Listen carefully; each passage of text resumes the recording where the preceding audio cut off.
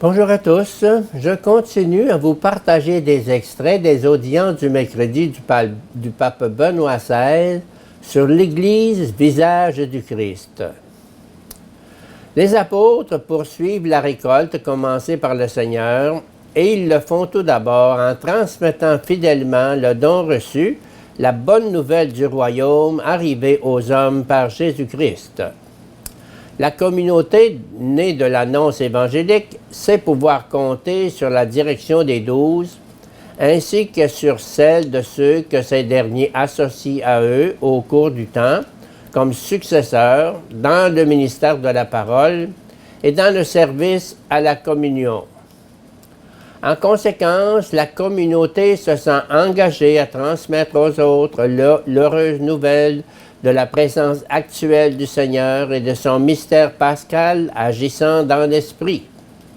Cela apparaît clairement dans plusieurs passages des lettres de Paul. « Je vous ai transmis ceci que j'ai moi-même reçu. » 1 Corinthiens 15, 3. Saint Paul ne voulait pas inventer un nouveau christianisme. Il insiste donc « Je vous ai transmis ceci que j'ai moi-même reçu. » Il a transmis le don initial qui vient du Seigneur et qui est la vérité qui sauve. Puis, vers la fin de sa vie, il écrit à Timothée, « Tu es le dépositaire de l'Évangile, garde-le dans toute sa pureté, grâce à l'Esprit Saint qui habite en nous. » 2 Timothée 1, 14. La tradition est donc l'Évangile vivant, annoncé par les apôtres dans son intégrité, sur la base de la plénitude de leur expérience unique et sans égale. À travers leur œuvre, la foi est communiquée aux autres, jusqu'à nous, jusqu'à la fin du monde. La tradition est donc l'histoire de l'Esprit qui agit dans l'histoire de l'Église à travers la médiation des apôtres et de leurs successeurs. Le texte de Matthieu 28, 19 suivant implique un service pastoral.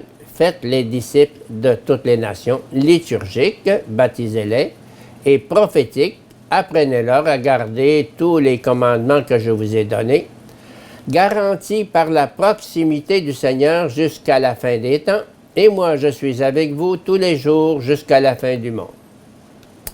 À travers le ministère apostolique, c'est le Christ lui-même qui atteint ainsi celui qui est appelé à la foi. Dans le fleuve vivant de la tradition, le Christ n'est pas à 2000 ans de nous, mais il est réellement présent parmi nous. Et il nous donne la vérité, il nous donne la lumière qui nous fait vivre et trouver la route vers l'avenir.